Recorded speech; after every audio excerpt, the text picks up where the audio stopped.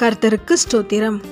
இன்றைய வசனம் யோவான் 1:9. உலகத்திலே வந்து எந்த மனுஷனையும் பிரகாசிப்பிக்கிற ஒளியே அந்த மெய்யான ஒளி. யோவான் 1:9.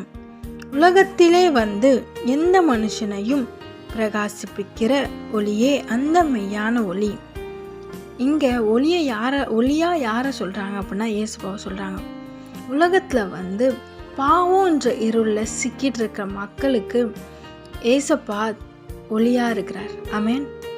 பாவம் மாத்திரம் இல்லை, சாபம், பலவீனம், நோய்கள், பிரச்சனைகள், பிசாசின் பிடிகள் எல்லாவற்றிலிருந்து விடுதலை தந்து அந்த இருளை நம்ம விட்டு நீக்கி ஒளியாக இருக்கிறார். ஆமென்.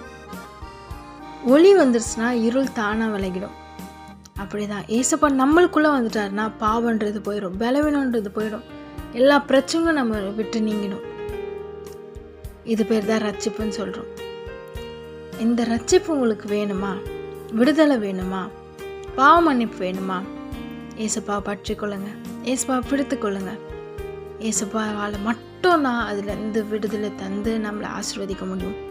இப்போ இருக்கிறதுலே கண்ண மூடி, ஏசப்பா என் வாழ்க்கையில் இருக்கிற இருளை நீக்கி போடுற ஒளியாக நீங்கள் வாங்க, என் பாவத்தை மன்னிச்சிடுங்க, என் கூட இருந்து நீங்கள் என்னை நடத்துங்க அப்படின்னு நீங்கள் ஜெபிக்கிற வேலை ஏசப்பா உங்களுக்கு ஒளியாக இருந்து உங்களுக்கு பாதை காட்டி உங்களை ஆசீர்வதிப்பார்.